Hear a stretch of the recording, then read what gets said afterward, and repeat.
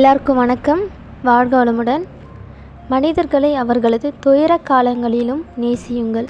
அந்த நேசம் எல்லாவற்றையும் விட உயர்ந்ததுன்னு சொல்கிறாங்க.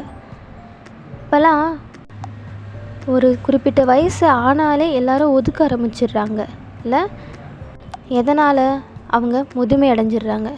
அப்போது அவங்கக்கிட்ட நம்ம பக்கத்தில் போகக்கூடாது, அவங்களால நமக்கு எதாவது இன்ஃபெக்ஷன் ஆகிடுமா, ஐயோ இவங்கள போய் நம்ம பார்த்துக்கணுமா, இவங்கள சாப்பாடு போடணுமா அப்படின்னு பாரமாக தான் நினைக்கிறாங்க எல்லோரும்.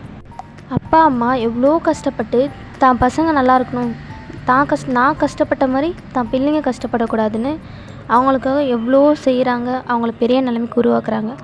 ஆனால் அந்த பசங்க கடைசி காலத்தில் அந்த அப்பா அம்மாவை முதியோர் இல்லத்தை தான் கூட்டு போய் விடுறாங்க.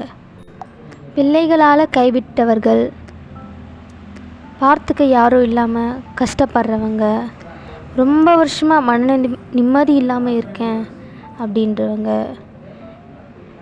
அவங்களுக்காகவே ராணிப்பேட்டை மாவட்டம் Arani Arcot road Mahalakshmi college near அவங்களுக்காகவே ஒரு முதியோர் இல்லம் தொடங்கியிருக்கும். இங்கே படுக்கை வசதி, ஆரோக்கியமான உணவு, பொழுதுபோக்கு நிகழ்ச்சி, சுத்தமான குடிநீர், சாப்பிட்றதுக்கு டைனிங் ஹால், மருத்துவ வசதி, ஆடைகள், தேவையான உபகரணங்கள், உடற்பயிற்சி வகுப்பு, கழிப்பறை வசதி, இப்படி எல்லா தேவையும் செஞ்சு கொடுக்குறோம்.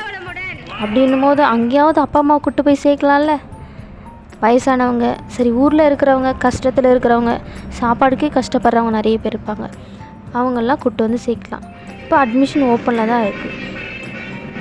எல்லா வசதியும் நாங்களே இலவசமாக செஞ்சு தரோம், முழுக்க இலவசமாக செஞ்சு தரோம்.